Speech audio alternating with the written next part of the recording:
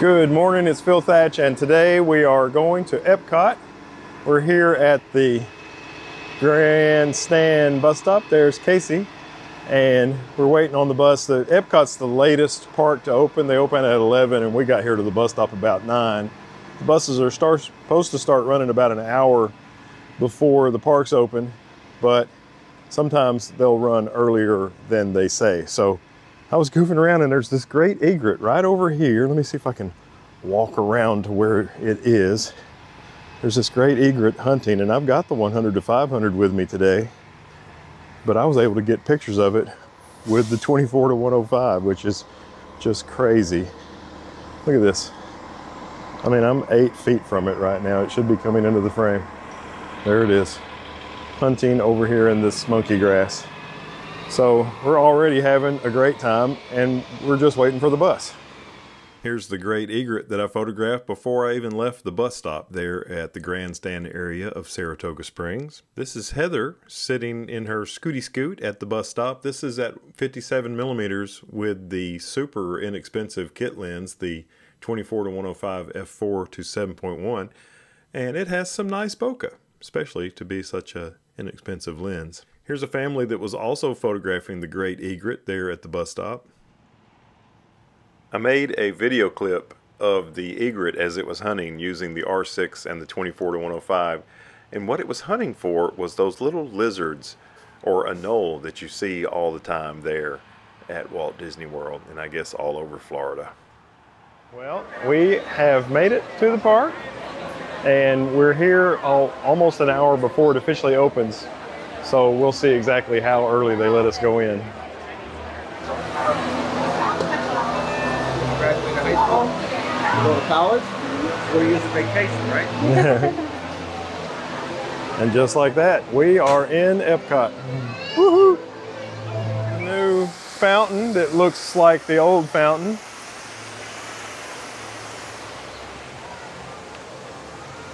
And that's the world's largest geodesic sphere. This time last year, masks were mandated in the park. And a year ago this week was the first week they reopened after closing down for a few months. And of course, Epcot is in a major state of construction, so we're having to wind around all sorts of backstage areas to get to where we're going. I made this time lapse as we did rope drop. We started over near what used to be Ellen's Energy Adventure, and it will soon be the Guardians of the Galaxy coaster, and we rope dropped and went straight to Test Track. Here are some of the sights and sounds that you might encounter while you're waiting in line for the Test Track attraction there at Epcot.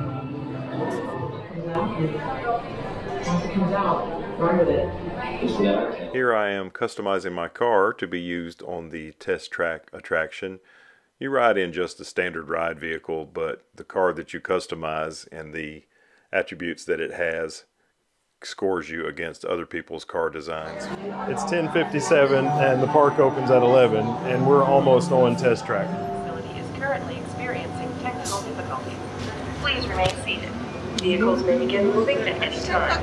We are on Test Track, and we're just about to the speed test, and the ride has stopped. So we're hoping that it's not completely broken, because we want to ride Test Track more than we want to evac. Here's the final test. Energizing for power test.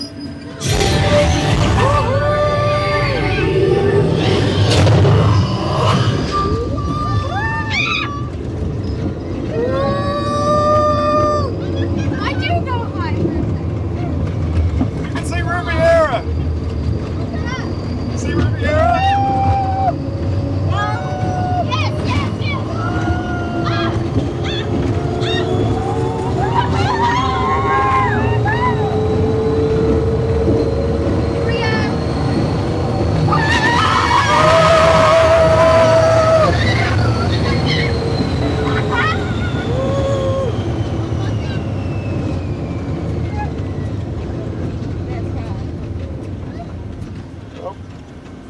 was awesome. Say bye. All right, so we were coming over towards the World Showcase from Test Track, which we just rode, and Heather spotted a green heron just right down there. And I brought the 100 to 500 today. I wasn't sure if I was going to need it. And boy, I'm glad I brought it now, because I got a really nice photograph of the green heron that's right down here. And it's got some really, some feathers kind of poking up, so I think it's probably a juvenile. This is the green heron there at Epcot. We believe this one is an immature little green heron. Super beautiful little bird. We get these sometimes in Chattanooga. I like this area of Epcot because there's beautiful flowers to photograph. This was the only flower photograph that I made that I liked during this particular instance of flower photography.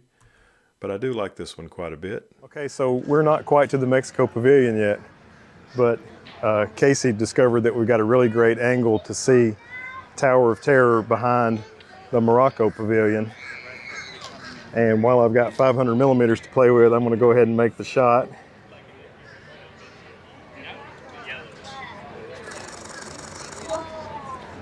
And you can see how a building from another park was designed to blend in with buildings from this one.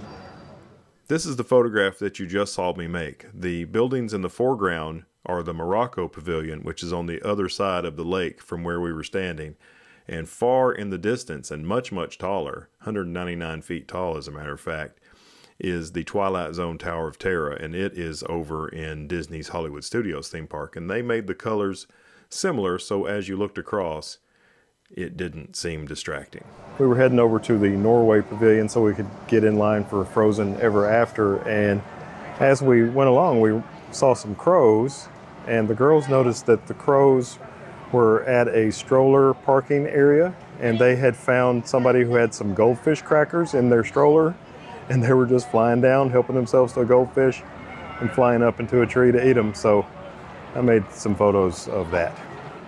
Here you see a crow on the railing looking into a stroller that someone had parked there, and they made the mistake of leaving some goldfish crackers in a container that was open. So the crows would jump down into the stroller. There's two. There's one actually on the stroller and another one on the railing. Beautiful flowers bokeh-fied in the background as the crow eats a goldfish cracker. Here's one of the crows up in a tree. This one doesn't have a cracker. 186 millimeters, really close. And here is a 400 millimeter shot of another crow in a tree, and you can see in its talons is a couple of goldfish crackers that it has nabbed out of that stroller. Here we are in the Norway Pavilion, getting ready to ride the Frozen Ever After attraction. Well, I have the 100 to 500 on the camera as we're about to get onto Frozen Ever After. And I've decided I'm just going to make pictures with it. What the heck? That will be different. Well, the Frozen ride was fun as always. Oh, what you got there? Olaf. You got an Olaf? And when I was making photographs with the 100 to 500, I was almost always at 100. You don't need much focal length for this ride. But the animatronics on the ride, their faces are screens. And so a lot of times the faces were red or green or blue because the colors are cycling faster than the human eye can notice. But the camera will catch it in all sorts of weird colors. Okay, so I'm just going to quickly show you these photographs that I made inside the Frozen Ever After ride. Here is Olaf, and he has a screen for eyes, and as you look at these pictures, his eyes change colors. You can't, this is Sven, he has screens for eyes as well, and you can't see, here's one of the trolls, and its eyes are changing colors as well. These photos are unedited. Look at that. It looks like Olaf is super stoned. Now, when you're actually looking at these with your human eyes, his eyes look normal color. But if you take really fast photographs, you can see that his eyes are actually flickering colors. Now, this is Anna, and her entire face, not just her eyes, her entire face is a screen. And you can see, as I go through the pictures that I made, you know, pretty high frame rate, her face is changing colors. There's Sven with his eyes changing colors. And here is Elsa, as she is singing there in her crystal palace, And as she sings along, her face is changing colors. I didn't use any of these pictures because obviously this is problematic, but I just wanted to show you what these animatronic screen faces look like as you take fast pictures of them. That one almost looked like skin tones, but not close enough to skin tones to use. So that's that. There's the new barges for the new show here in the World Showcase Lagoon. They're doing fireworks now, but it's not the new show until October 1st. Passing the Germany pavilion now, but we're going to eat in Japan. All right, now we're passing the Italy pavilion, still making our way to Japan. Got a few countries left to go, including the United States, before we get to Japan. And we're going to eat at Japan twice this trip. We're eating at the counter service restaurant today, and then a couple or 3 days from now we're going to eat at Teppen Edu, which is a hibachi style restaurant in the Japan pavilion. And here is the American Adventure, the United States of America pavilion, which is directly on the back side of the lake. All right, we're now entering the Japan pavilion. And this is one of my favorite places to make a photograph at Epcot. And we're going to see if the new barges for the new fireworks show will mess up that shot. The photo's right over here. And I think the barges are not in the way. Oh yeah, I think I'm going to be able to get the shot. Yeah. Yeah, this is the shot right here, looking through that arch thing with Spaceship Earth in the background, and it looks like it is still a shot.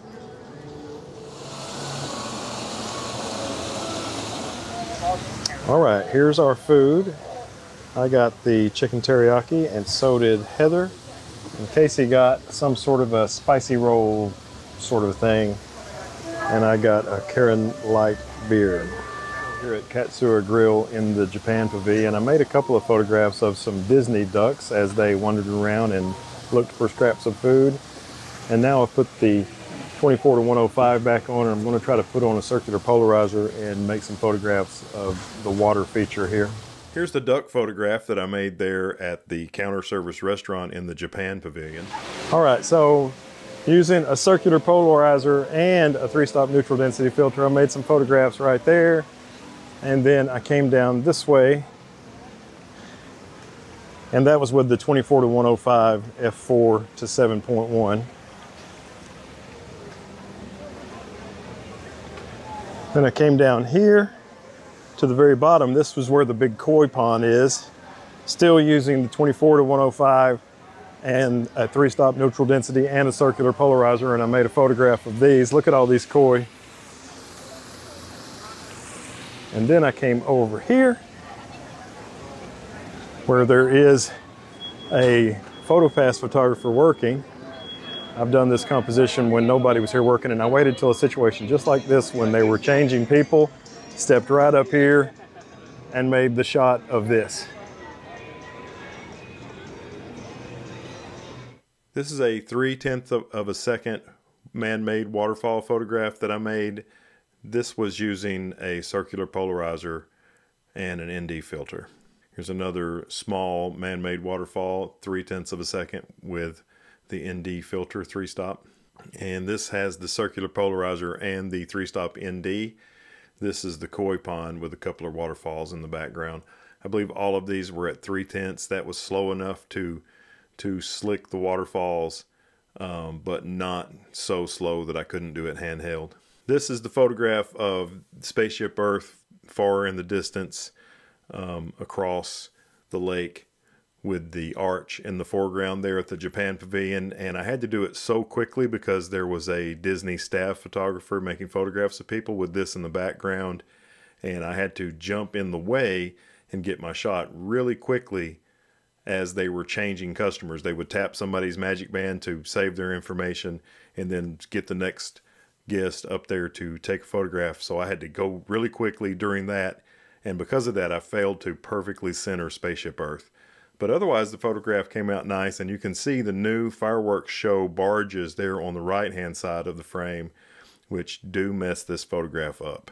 I hope that fireworks show that starts October 1st is fantastic, because those barges are definitely messing up the sight lines there at the lake. All right, so here is our favorite thing to eat at Disney World, the premium Mickey bar. You can see that Casey's got one and Heather's got one, and I have the premium Mickey Bud Light. All right, this is an ultra wide shot of a duck. Oh. Uh-oh. Okay, bye duck. Sorry I bothered you. I had my 100 to 500 millimeter lens on, and I walked over here and made photos of Jasmine while she was doing meet and greets with kids without having to go through the line. I just kind of stood pretty far back and made my shots. Here's a 300 millimeter photograph of Jasmine as she is greeting some guests there in the Morocco pavilion. Oh, I forgot to mention, we are now in Morocco, but we're heading back from the World Showcase area to Future World, where we're going to do a little bit of soaring. Here's a 400 millimeter flower photograph that I made there at Epcot. I thought it came out beautiful. I bet you didn't know that it's about a 90-second walk from Morocco to France. So here we are entering the France Pavilion at Epcot, which is one of our favorites. They have a great restaurant right here, Le Chef de France. We're not eating here this week, but they do have that great restaurant and a couple of others. And soon, I think on October the 1st, they're going to open the Ratatouille area. So that's pretty cool. And they've got this beautiful fountain right here, which is really nice. And you can see there's the, I think you can probably see the faux Eiffel Tower there in the background. And I don't know if the Ratatouille area is open right now or not, but looks like you can get closer to going back than you could last time we were here, so we're going to check it out. So there's Remy over there. This is all new. Last time we were here, this stuff was here but not open. And you can see that's the Skyliner. That area over there is actually outside the park. You can ride the Skyliner and enter through this back area. Here is the Ratatouille area. And man, this is super cool, the way the Skyliner goes right over this. It looks like it's not completely open, but some of it's open. Like I said, this area right here where we're walking, you couldn't go here last October when we were here. And this area over here to the left, that's where I think there's going to be a restaurant down through here, and the Ratatouille ride is going to be right over here in this area. And I'm pretty tall, so we might get a look at it. Oh, not quite tall enough. Almost tall enough to reach over that thing and let you guys see. A brand new restroom here in the France Pavilion. Okay, so a moment ago I was trying to show you inside the not open area of the France Pavilion, but I just had my little Osmo Action in my hand. Now I've got about a 6-inch tripod, so that ought to do it.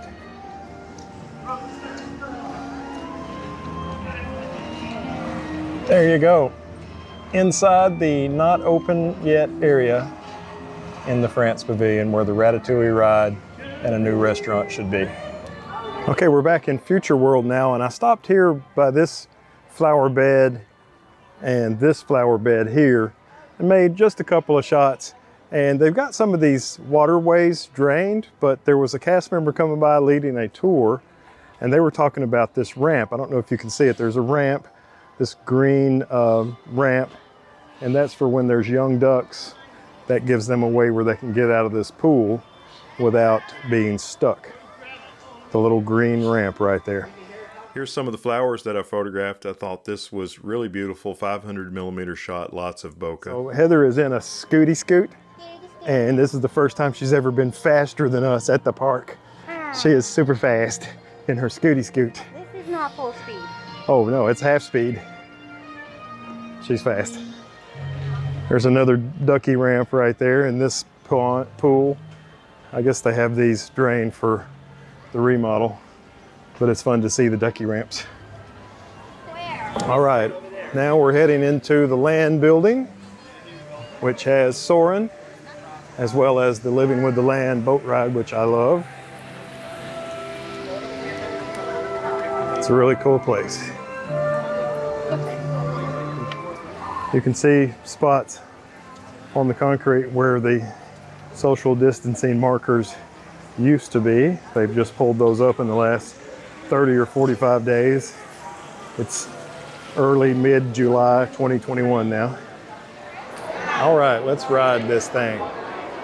And this is on the Living with the Land boat ride. This photograph is actually made from a moving boat, 1/1250th of a second. This is another photograph made from the moving boat there in the land pavilion. And here is one more 500mm shot from a moving boat there on the Living with the Land boat ride. This is also from that same boat ride. A lot of times I make video clips from this boat ride, but I decided to use my 100 to 500 and do photos this time.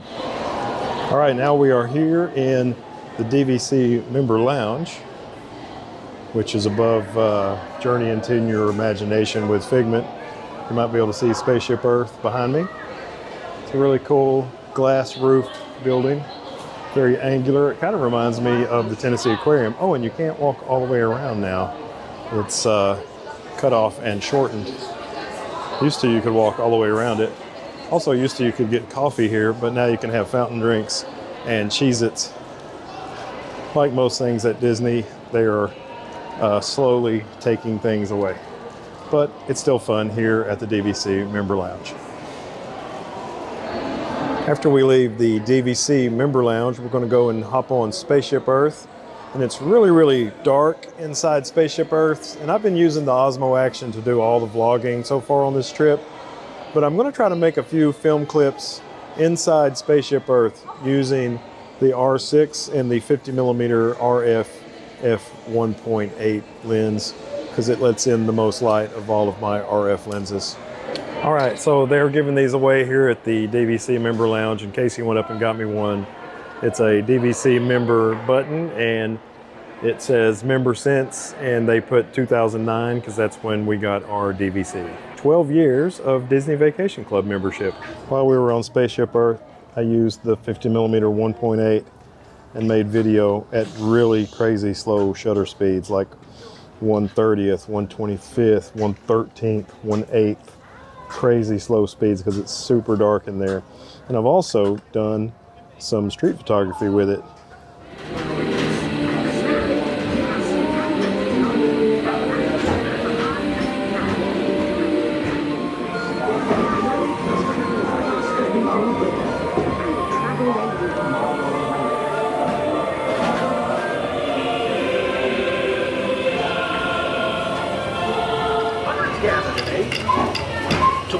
Driving of the Golden Spike. Stop.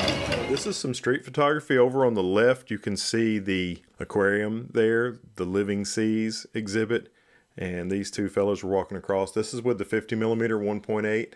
At 1.8, I was using eye detect, face detect, autofocus, and 1/4000th of a second. So there is bokeh. It's not excessive bokeh when I'm doing these full body shots, but it does give some nice separation between the subject and the background. This is my favorite street photography shot of my entire Disney trip. This couple walking along, bagged focus on them really, really well. 1/4000th, so there's no motion blur whatsoever.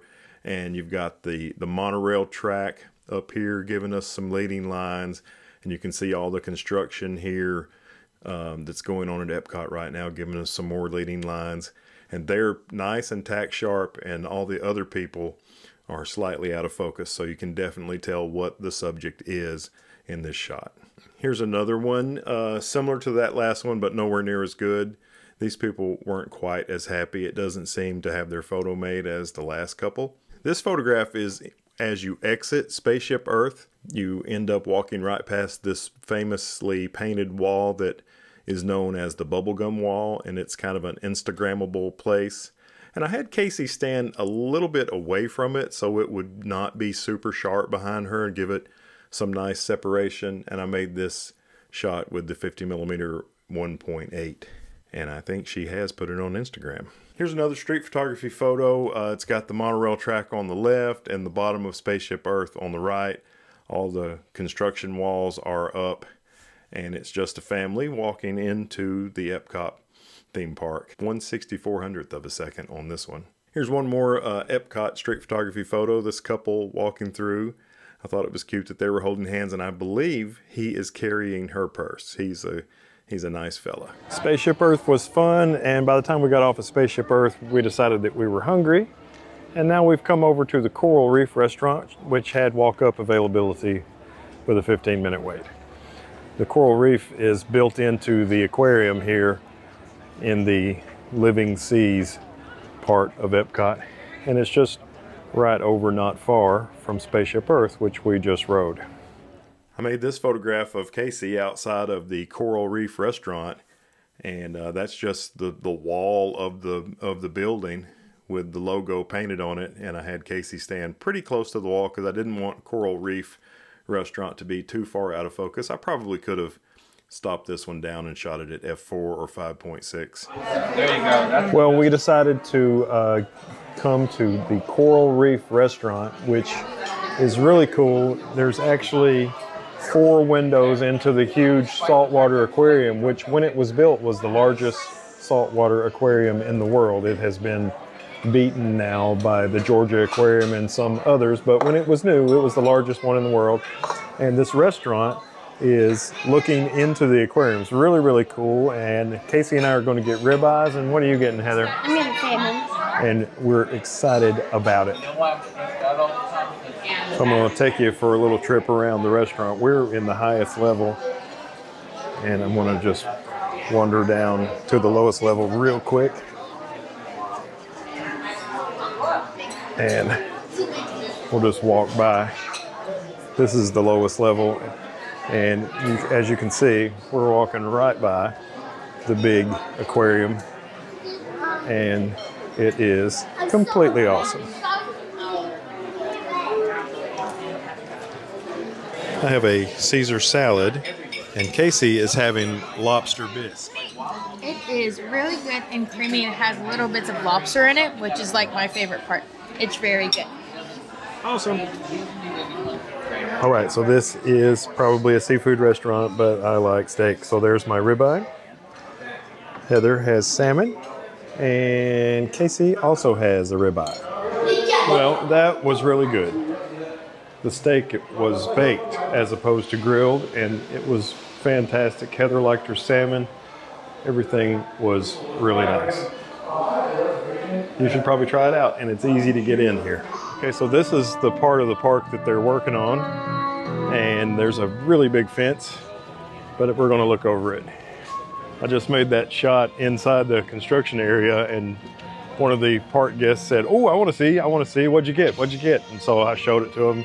It actually came out better than I thought it would. Let's look at that now.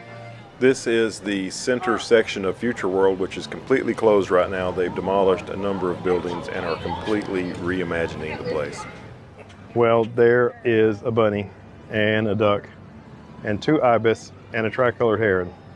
So I guess I have to get my camera out. Just another great excuse to take the 100 to 500 to Epcot. Tricolored heron, yard bunnies, Epcot bunnies, baby Epcot bunnies. Here's the bunnies there at Epcot that we found. This is one of the fully grown ones. And in that same area was this ibis, which there's going to be a lot of ibis later on in this video. So now you can get a chance to see what one looks like walking around. I have a lot of in-flight ibis later on. This is the tricolored heron that was in that same little grassy area, but as I started taking pictures, it flew across into a water area nearby, so I walked over there and made a few photos. Here it is with a nice reflection. I thought this one turned out really cool. And then here is another one. This is a 400mm shot, kind of in that same area. And then I love this one. A drop of water had just dripped off of its beak and into the water, and I caught the ripples. So that one turned out really nice as well. I love the tricolored heron. Got a picture of one in Chattanooga this summer, but usually you have to go to Florida if you want to see a tricolored. baby bunny. I walked back over to the little grassy area where the rabbits were, and this was the larger of the two baby bunnies. The smaller one I never did get a decent picture of, but it is tiny. Look how small it is compared to the grass. Just super, super cute. And this is that same baby bunny. It actually stepped up onto the grass for just a moment, and I made this 500mm shot of the baby Epcot bunny. Same field. This is kind of an up-close shot of the beautiful blue eyes of the white ibis. The beak is kind of ugly on this bird, but the eyes are absolutely beautiful.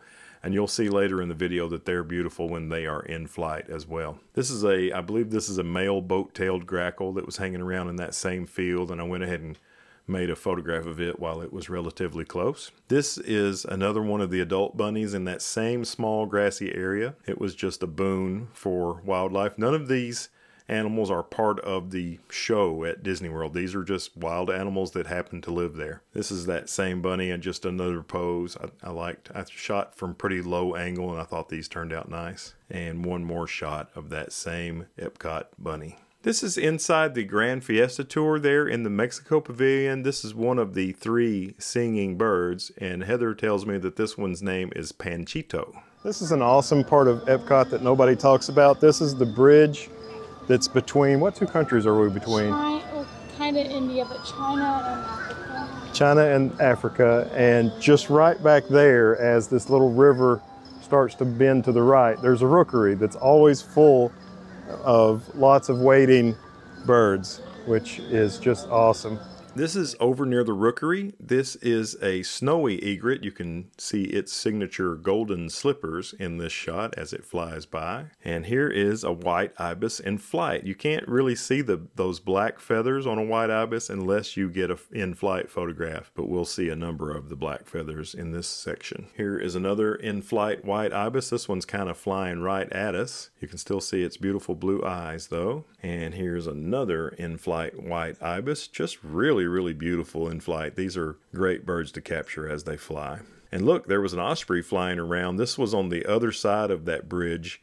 This was over the lake in the middle, and it was doing some fishing. And this is a little blue heron. There were some juvenile little blue herons, which are white, and there were some that were kind of immature. They were in between juvenile and adult, so they had some white feathers and some blue feathers. But this one was full adult as it flew by. This is a cattle egret flying almost right over me and looking down at me. Cattle egrets have some brown feathers on them as well as the white. Here's another cattle egret as it was flying by. You can see its brown feathers. And here is another cattle egret flyby shot. This is an anhinga. This is a female anhinga. Really flew low. This is only 176mm on full frame, and it's not cropped very much. Here's another white ibis, 400mm. It's kind of golden hour when I was making these photos. I think this is Heather's favorite photo of this section. This is 3 white ibis as they're flying into the rookery for the evening. And this is a double-crested cormorant with its signature turquoise blue eyes as it's flying in for the night. Here are 4 white ibis as they're flying into the rookery. Here's a single white ibis flying in. Another, you can see the goldenness of the golden hour photography that was going on here.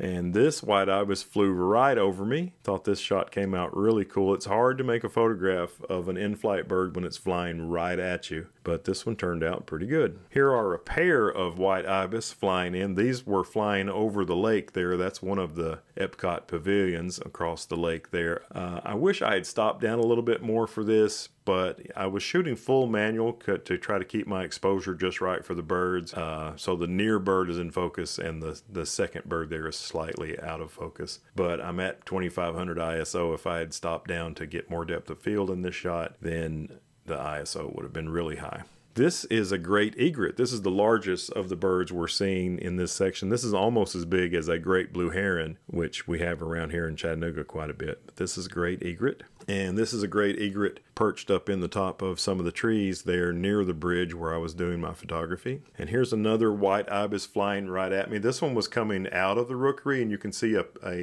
bokeh-fied white ibis in the background. And this is a murder of crows. That's what you call a large group of crows. It's a murder. And you can see some of the rookery in this shot as well. You can see white ibis, and you can see tricolored heron and cormorant and all sorts of birds in the trees there at the rookery. But most of these our in-flight crows there. And here is another white ibis in flight there at the Rookery at Epcot Center, Walt Disney World. There's a storm coming, and I've been here at the Rookery taking pictures with limited success. But look at all the crows. Well, there was major rain, so we came over. We were going to go to Mouse Gear to do some shopping, but the rain drove us in here to the Epcot Experience, which has a little restaurant and this awesome 360-degree thingamabob, which is really cool. So not a bad place to seek shelter from the rain here at Epcot. But now the rain has stopped, so let's get going. Okay, Casey and I are going to ride Test Track single rider because it's faster and more awesome. Okay. I just wish you could make your own car. We are making our own car.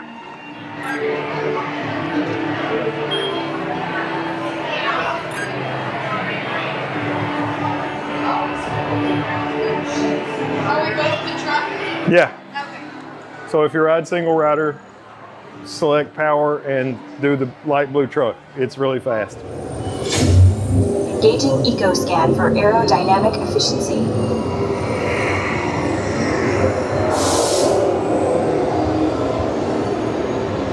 Drive systems analysis. Hyperspectral imaging in progress. Calculating total enviro impact. Power test.